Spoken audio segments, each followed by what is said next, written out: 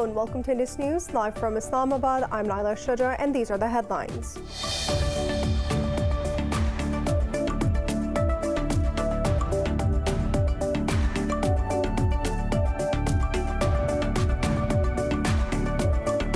Pakistanis and Kashmiris around the world are observing Black Day today on the second anniversary of India's illegal revocation of occupied Kashmir special status. Protest rallies, seminars and conferences are being held against New Delhi's unlawful action. Addressing a rally in Islamabad, President Dr. Arif Alvi said Pakistan will not hold any talks with India until it rescinds its illegal steps of 5th August 2019. In his message, Prime Minister Imran Khan said India's state sponsorship of terrorism is destroying regional stability.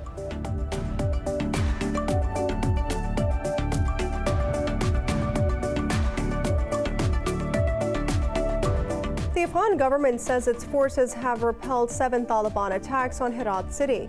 A provincial governor said over 100 Taliban were killed in clashes, including a police chief and 2 members of security forces. But a Taliban spokesperson refuted the government's claims regarding the casualties of the fighters.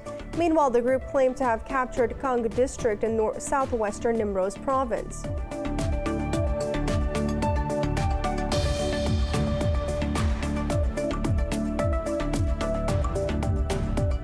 Israel has launched airstrikes on Lebanon in response to the alleged rocket attacks from the Lebanese territory yesterday. The Israeli military blamed the state of Lebanon for the shelling and warned against further attempts to harm Israeli civilians. Yesterday, Israeli forces launched artillery fire into Lebanon.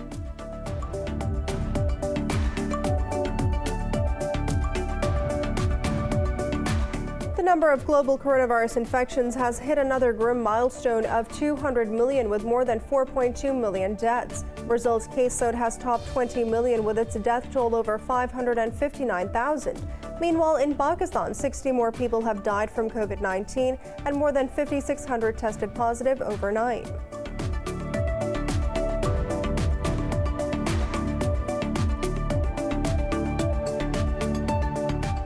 And in the Tokyo Olympics, Chinese teenager Quan Hongchen has won gold in the women's 10-meter platform diving on day 13 of the Games. Earlier, Ryan Cursor of the U.S. broke his own Olympic record to take the gold in the men's shot put. China leads the medal standings with 33 golds, followed by the United States with 27 and hosts Japan on 21.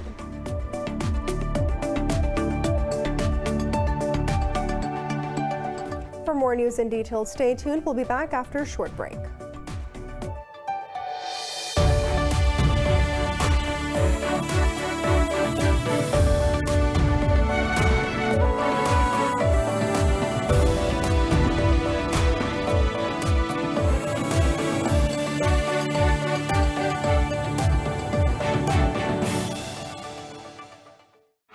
Welcome back. Pakistanis and Kashmiris around the world are observing Black Day today on the second anniversary of India's illegal revocation of occupied Kashmir special status.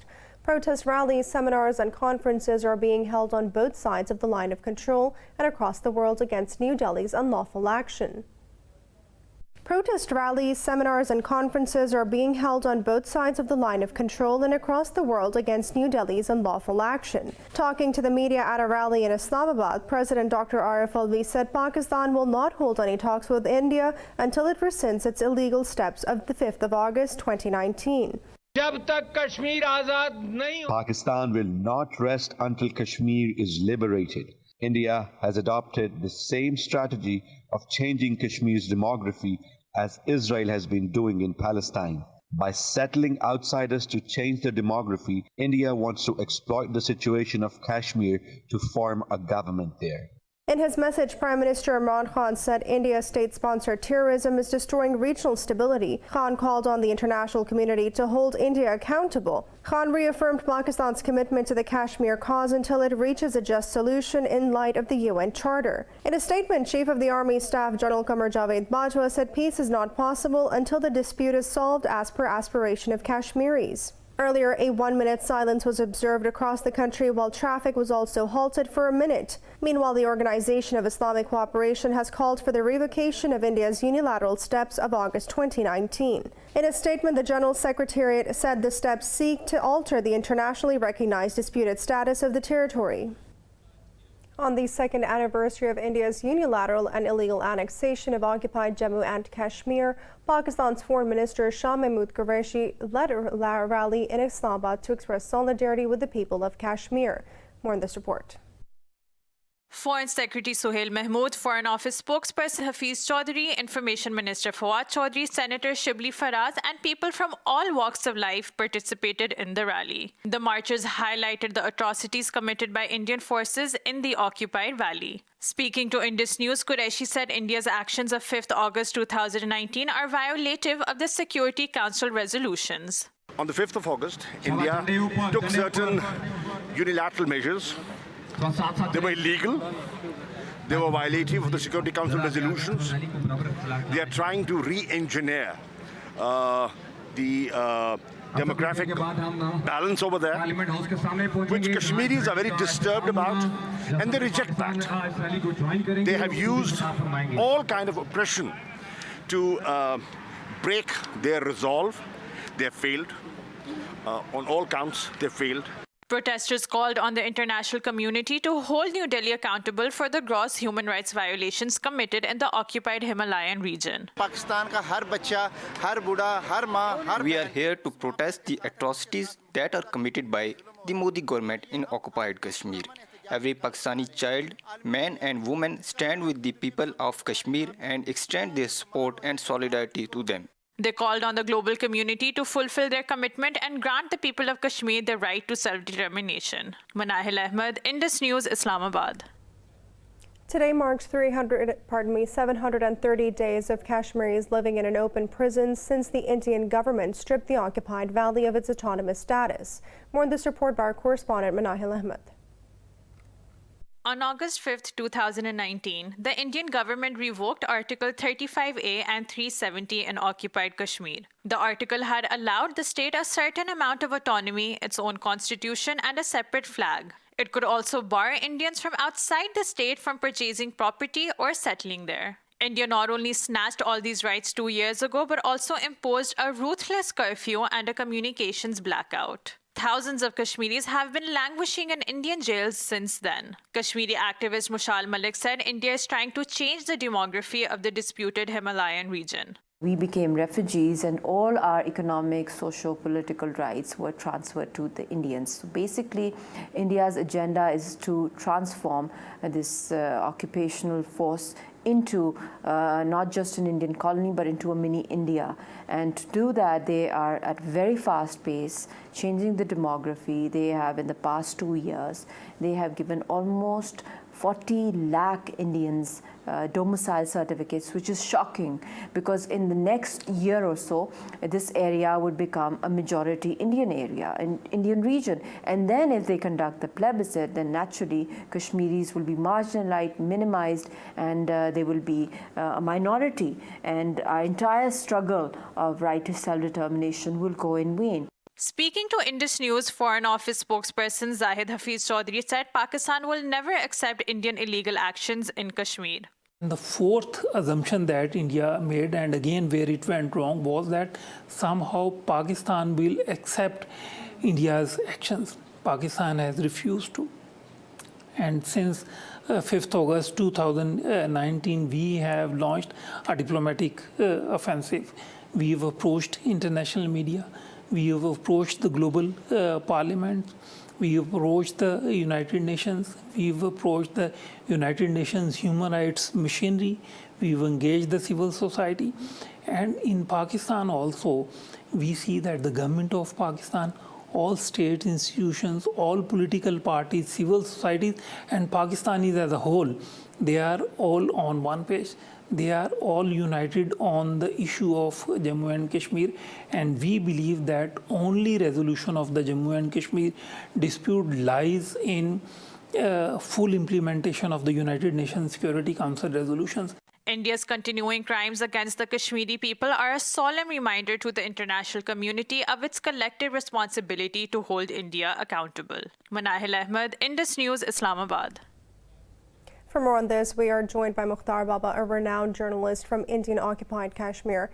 Thank you so much for speaking to Indus News. Now, Mr. Mukhtar, can you please give us an idea of the lives of the people in occupied Kashmir for the past 2 years? Thank you for having me here. Let me tell you that the situation there is miserable from 5th August 2019, and it had been 2 years from 2019. The government of India is coming for, every day they are coming with the new orders, and if you see that at the almost 44 million these domiciles have been issued, and the Kashmiris are even there is an existential threat to the Kashmiri as a Kashmiri. Because the very important thing is that the military siege have been from the 5th August 2019. If you see, there is a military siege, a heavy build-up in the streets that we are seeing that what was in the 90s, and the new bunkers have been what it called erected around the cities, around the roads, and the things are turning back to what it called when it was the peak of the what it called armed rebellion. There, the things have turned to that at this point of time. Mr. Mukhtar, what is the sentiment inside Indian Kashmir? Are they still hopeful that they will get their UN-recognized right to self-determination? Yes, it's not basically the people of Kashmir. They are fighting from last 33 years with the military, Indian military forces, and Indian military occupation. The very important thing is that I can tell you, it's not hopelessness; it is helplessness. They what it called, what I have feel in the general masses, they have helplessness, not hopelessness. Mr. Mukhtar, have the Kashmiris living in other parts of the world done enough to help the cause? What do they need to do to put more pressure on the world to act? What I believe that the people, the Kashmiri people, the people around the globe, around the world, they have not done enough. They have to put their efforts together. They have to talk. They have to reach to the what it called the relevant quarters, so that they can raise their voices not only in the West but in the other parts of the world as well, and that too in a united voice. Mr. Mukhtar Baba, thank you so much for speaking to Indus News. We are also joined by Lieutenant General retired named Khalid Lodi, a defense analyst speaking to us from Islamabad. Thank you so much for your time, Mr. Lodi. Now, Mr. Lodi, India's extrajudicial killings of Kashmiri civilians has worsened after August 5th annexation of the valley. What could be the consequences if this continues and the world keeps its current passive attitude towards this nuclear flashpoint between India and Pakistan? Thank you very much. I think the consequences are already quite clear because they have lost the hearts and minds of all Kashmiris. You know, in the past there used to be a group of Kashmiris those who would support the Indian government or the, even the Bharatiya Janata Party, but now it's no more. So this is one big consequence of their actions, which are brutal. So we need to understand two lessons of history very clearly. One, that you cannot forcibly annex people of any area against their will. One, and secondly, if you lose their hearts and minds, that they are not with you, then one day or the other they will get their freedom. So these two things are obvious. The only thing is a matter of time. Yes, today is a day where we should review what all Modi government has been doing in the last 2 years and how effective have been our responses. So I think what they have been doing is that very slowly but surely, according to a certain strategy, they are annexing the remaining areas. Also, carrying out certain political gimmicks.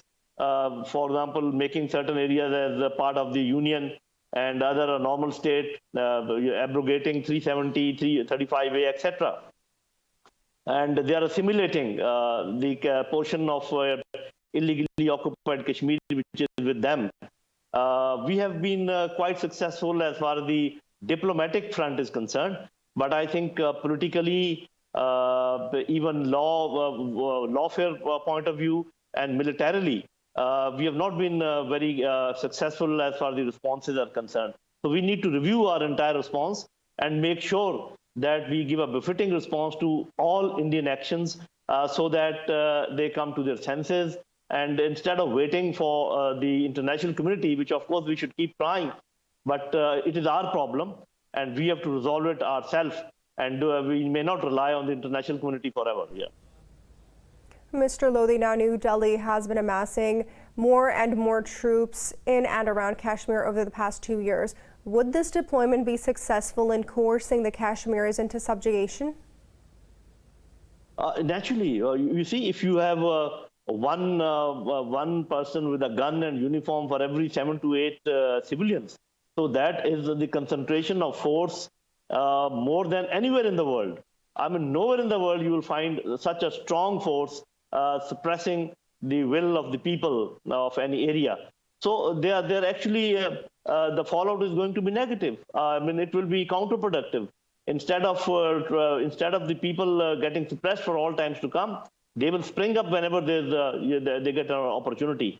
Yes, today you are suppressing them. Today you're injuring them. Today you are martyring them. But this cannot go forever. And even a Kashmiri child born today carries that hatred and bitterness because of their actions. The only thing is Kashmiris, they want help. They want assistance.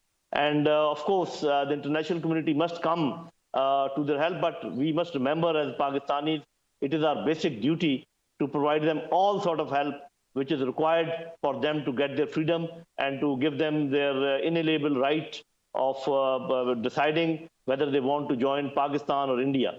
India knows the consequences of any such plebiscite, and that is why they are not, agreeing to that. But United Nations Security Council, along with our friends, China, maybe other countries, we must try to resolve this issue so that these atrocities on our brothers and sisters, those can be terminated.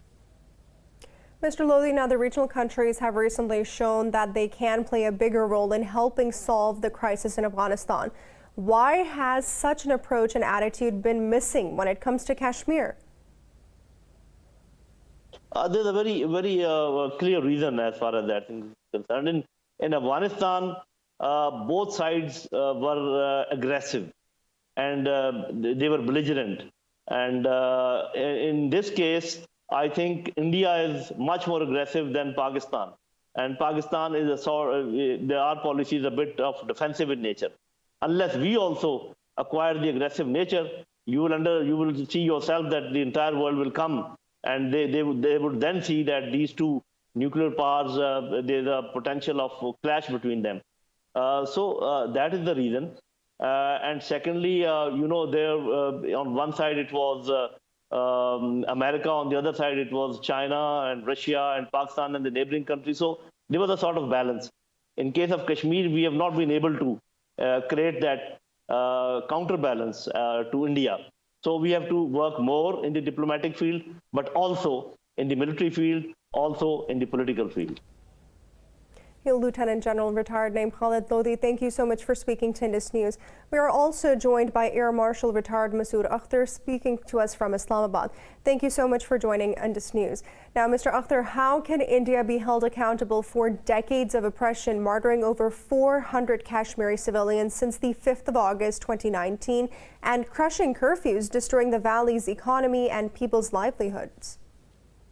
Valid question, but of course the answer will be longish. I'll try to make it very brief. India has made the mistake of their lifetime. At the strategic chessboard, they have brought all options open on Kashmir issue. In fact, right now, they wanted to make it a bilateral issue. By annulling the 35A and 370, they have internationalized it or made it multilateral. So the net result, there is pressure from America, there is pressure from Saudi Arabia, pressure from UAE, and that is why they ended up talking to Pakistan in the back channel dialogue. All that Pakistan needs to do is do a few things. Number one, have a very, very clear policy on Pakistan, on Kashmir, a maximalist policy of plebiscite and minimalist, where we can ensure rights for all Kashmiris across the border. Minimalist is that they should be able to, around the 4 points, somewhere that demilitarized, give autonomy, joint management, open the borders, and of course, annul 35A and 370. Simultaneously make Kashmir a model for the entire world. That is our part of Kashmir. But most important, our foreign policy, exterior maneuver must improve. But even more important, for God's sake, our Kashmir Committee chairman, who has always been appointed for political expediency, should be done actually to make a lot of noise, because our cause is just, it is fair, it is there on the UN Security Council agenda, despite the fact they may be able to, India may have been able to rub our nose on FATF and some other minor issues, but here is a big opportunity that we must cash on by making a lot of noise abroad, everywhere, by exploiting the Kashmiri diaspora across the world who are keen to do this and who have the capability. Mr. Akhtar, the occupied valley is under military siege for the last 2 years. Is there a military solution to the Kashmir crisis? No, we have tried that a number of times in the past. We look at 65, look at Kargil, we could not succeed. Today, India cannot apply its full military power against Pakistan for one very simple reason. The powers that we will not let them do that. They tried a number of times in the backdrop of the Parliament attack, then Bombay attacks, and America did not let them do that. So the total war military power application for, let's say, 20 days is out of question. They tried the surgical strike in the backdrop of false flag operations, the Balakot strike, and in case of the Balakot strike, they tried their last option of air power, and we re-established political and military deterrence in broad daylight versus their attack at night. So they are not going to try this. And please understand, if they want to fight a war in Kashmir, which is a small area, on ground and a small air area above the ground, they take in five of their best corps, because they cannot employ anything more than that because there is not enough space. They bring in 5 squadrons. We can do exactly the same thing, and we can stand our ground. Air power has stood its ground. Ground military power, army has stood its ground. They could not do anything. So military solution is out of sight. But diplomatic solution, now that there is pressure from the powers that be, I think we have a chance, provided we get our house in order, number 1. Number 2, we have the right policy. 3, we have the correct policies at home, put our house in order. I think we can make ground. Mr. Akhtar, now the Indian Prime Minister Narendra Modi hasn't stopped after the annexation of the occupied valley. He has been vigorously seeking to change the demography and is now seeking new delimitation in occupied Jammu and Kashmir, despite opposition from all political parties in the disputed region. What could be the possible consequences if Modi manages to redraw the electoral lines in the occupied territory?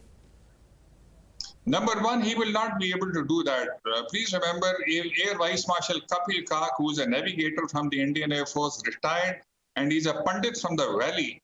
He says the 370 annulment and 35A reading down, it is akin to someone jumping out of a multi-storied window, and as he or she is falling, every story, he says, so far so good.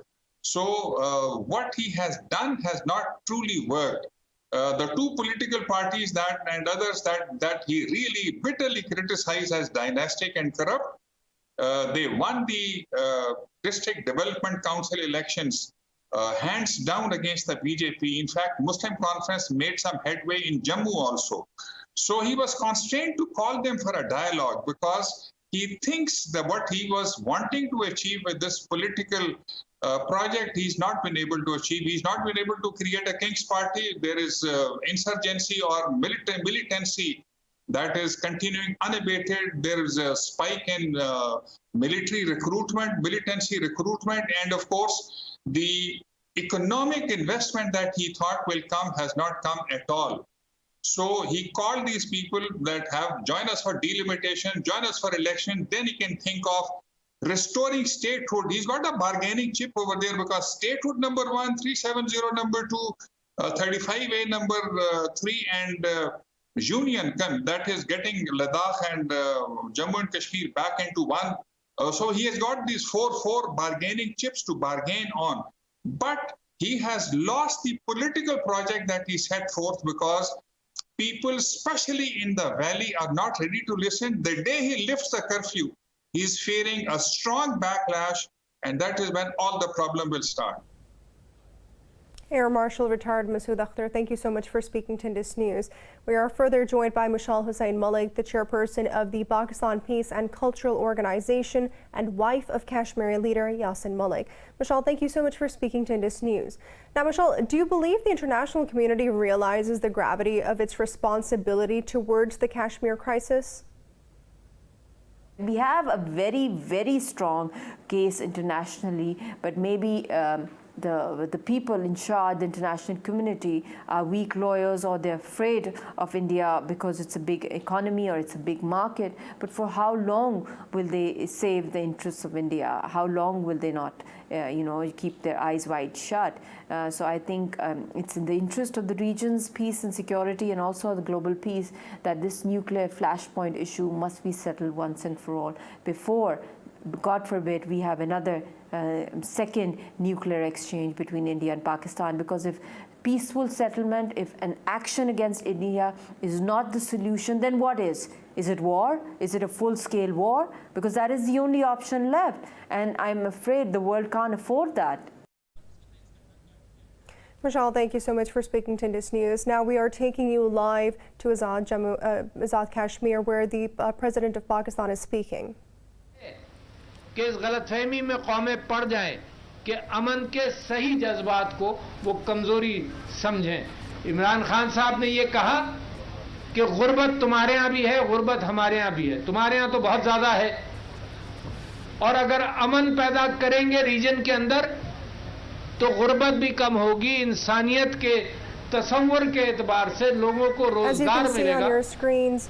The President of Pakistan, Dr. Arif Alvi, is currently speaking and briefing an audience regarding the Kashmir issue in Kashmir.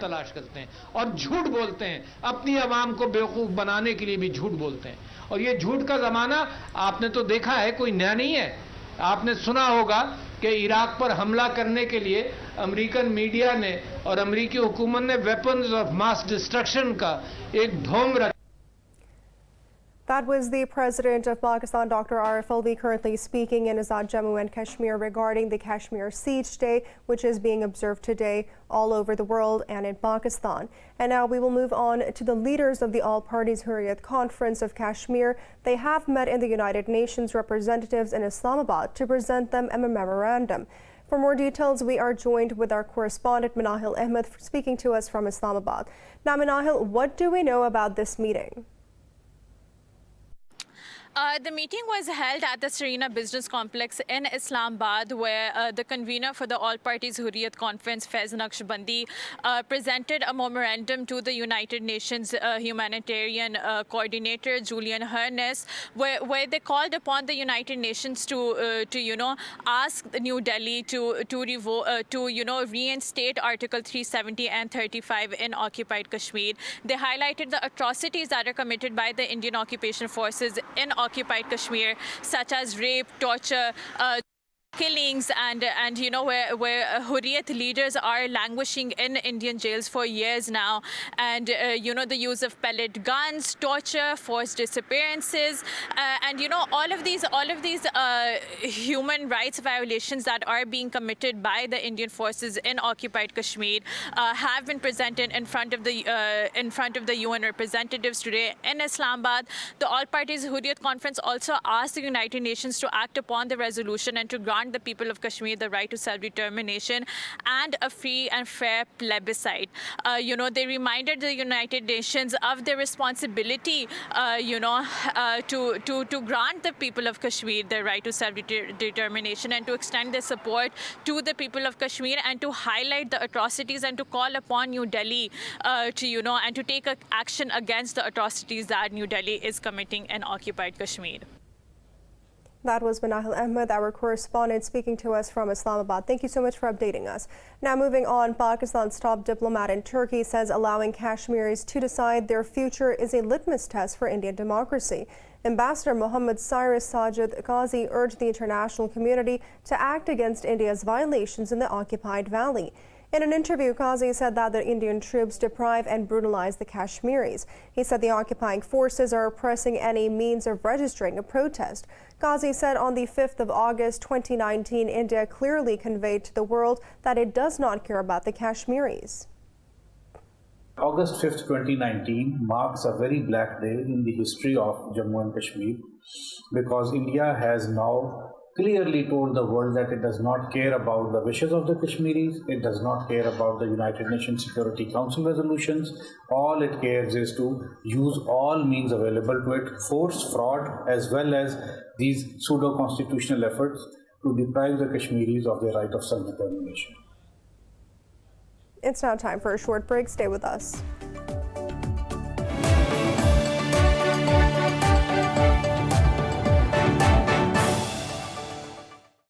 Welcome back. The Taliban have refuted U.S. envoy Zalmay Khalilzad's assertions that they are seeking a lion's share of power in a future government. In an interview, Taliban spokesperson Zabiullah Mujahid termed Khalilzad's statement as his personal view. He said that the group is not after monopoly of power or eyeing a key share. Mujahid noted that the Taliban want an accord that can observe the Islamic aspirations of the people. He said there will definitely be a complete Islamic government and all sides will have to accept this. The spokesperson added that all Afghans will be given a share in that government. Meanwhile, the group claimed to have captured the Kung district in southwestern Nimroz province. Earlier, the U.S. condemned the Taliban's attack on Afghan defense minister, which left 8 civilians dead.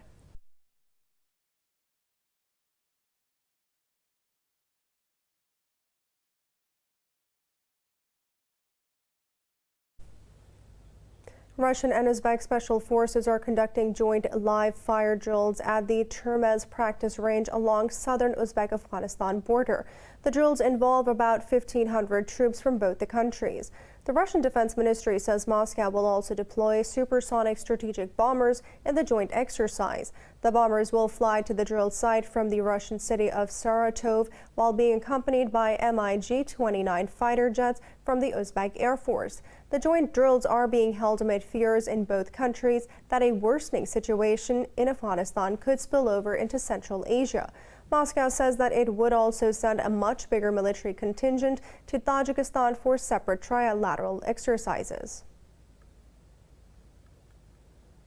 Israel has launched airstrikes on Lebanon in response to the alleged rocket attacks from the Lebanese territory yesterday. The Israeli military also blamed the state of Lebanon for the shelling.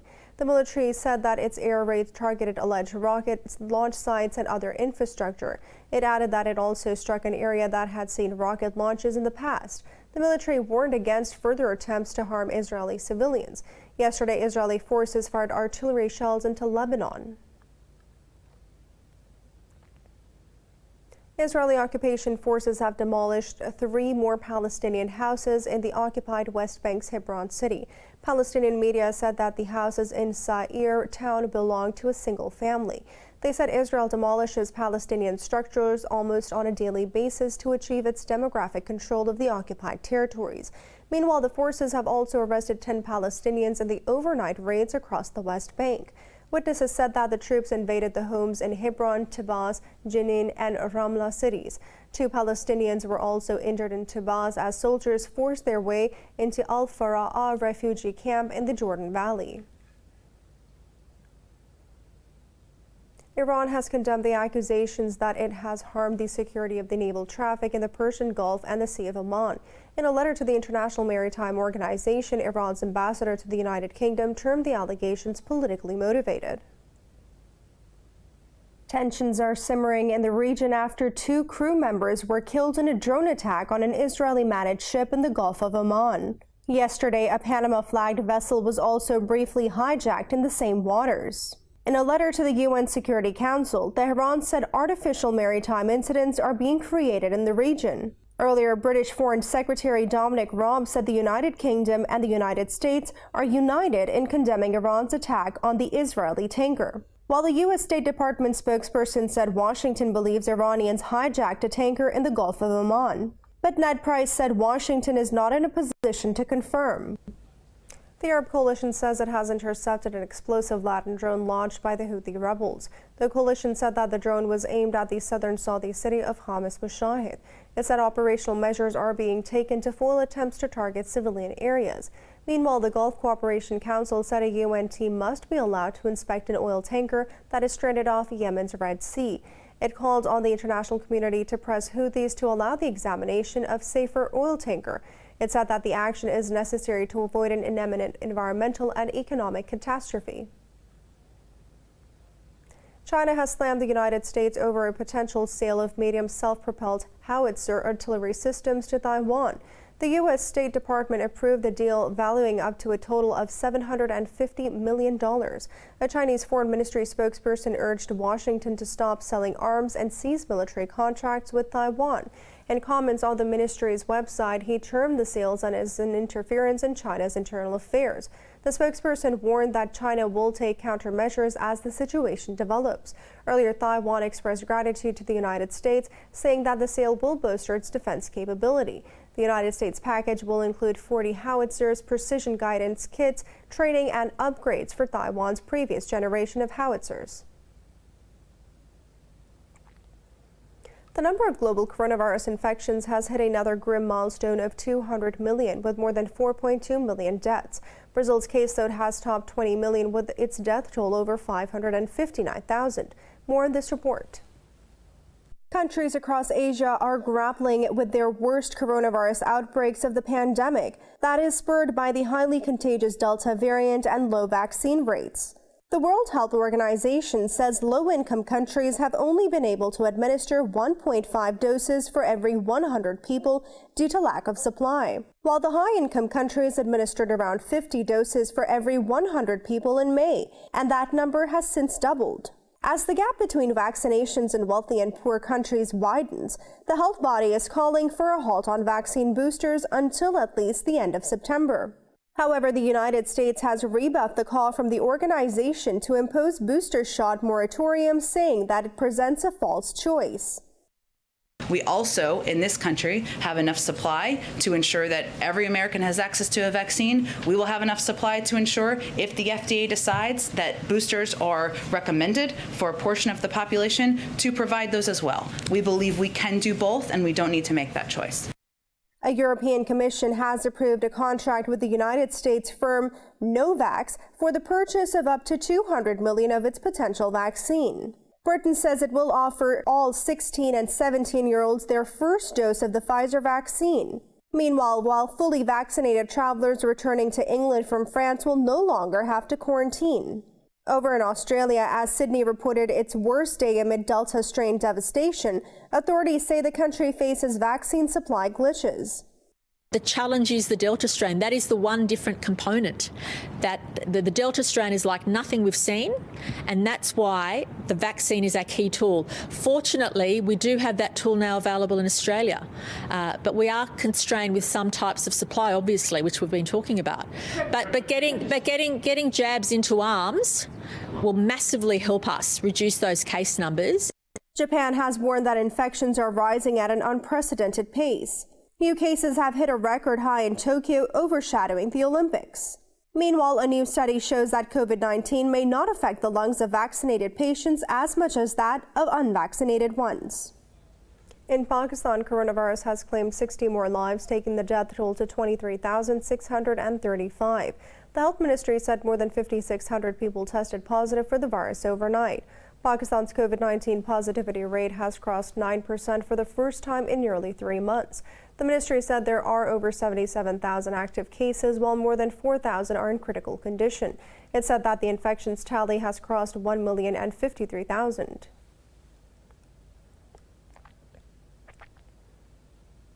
Amnesty International has accused Nigerian security forces of killing at least 115 people in a crackdown on a separatist group. Global rights watchdog says that it has documented the use of excessive force in Imo, Anambra, and Abia states. The Amnesty called for the impartial and open inquiry into the incidents. It said the suspects should have fair trials for ordinary civilians' courts and without recourse to the death penalty. Violence has flared in the southeastern states, in which at least 127 law enforcement personnel have been killed. Earlier, unidentified gunmen killed at least 25 people in attacks in the country's northwestern state of Kaduna. The state government said the attackers targeted 4 communities of Kauru local government area.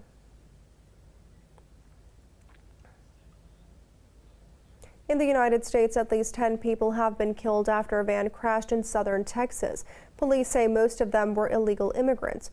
Authorities said that the van veered off a highway in Encino and struck a metal pole. They said that the driver and 9 passengers were killed in the impact, while the remaining 20 were injured. Officials said that the van did not have any restraints and was crammed with twice the number of passengers than its capacity. Meanwhile, Texas authorities are working with the Mexican consulate to identify the victims. It's now time for a short break. Stay with us.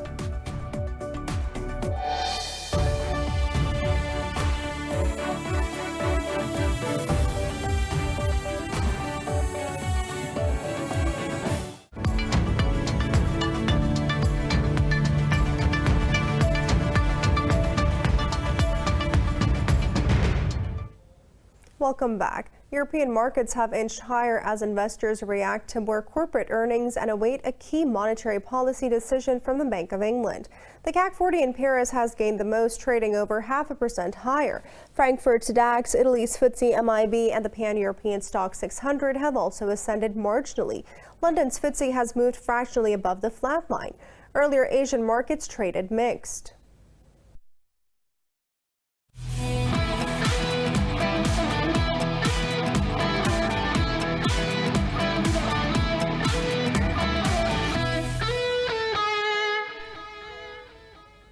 In the Tokyo Olympics, China, Germany, the United States, and Australia are among others to clinch gold medals on the 13th day of the Games. China leads the medal standings with 33 golds, followed by the United States with 27 and host Japan on 21. This report has more on the Games. Day 13 of the Games is scheduled to feature a total of 27 gold medal events. Chinese teenager Quan Tong-Cheng has won the gold medal in the women's 10-meter platform diving on Day 13 of the Games. The 14-year-old is the event's youngest contender and also the youngest in Team China. In boxing, Russian Albert Bates-Gradsevev beat American Duke Reagan to win the men's featherweight final. Germany's Florian Wellbrock won the gold in the men's 10-kilometer marathon swimming competition. The U.S. bagged gold medals in the women's canoe single and the men's shot put events. Meanwhile, Australia claimed its gold in men's skateboarding and kayak double 1,000 meters event. New Zealand's Lisa Carrington won another gold in the women's kayak single 500 meters competition. Portugal's first gold of the Games came with Pedro Picardo winning the men's triple jump. Hungary's Sandor Toka won the gold medal in the men's kayak single 200 meters event. Elsewhere, Hansel Parchment of Jamaica won the 110 meters hurdle gold. In tennis, world number 3 Rafael Nadal has defeated Jack Sock in a 3-set thriller to advance ahead to the City Open. The match was his first since losing to Novak Djokovic in the French Open semifinal in June. Spanish top seed beat his American opponent 6-2, 4-6, and 7-6 in front of 7,000 spectators in Washington. Nadal exhibited maestro moments with his shot making and dispatched Sock after a 3-hour battle. He will next face 50th ranked Lloyd Harris of South Africa today for a place in the quarterfinals. In other matches, American Brandon Nakashima ousted Briton Daniel Evans in straight sets, while Belarusian Ilya Ivashka bested Bulgarian 4th seed Grigor Dimitrov 6-2, 7-6.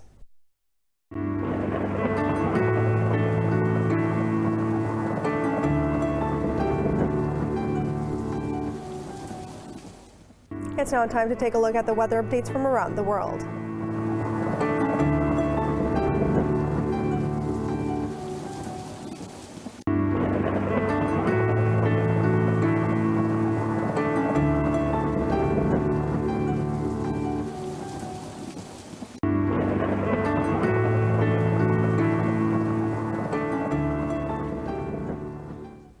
For the latest news updates, you can follow us on our social media at Indus.News.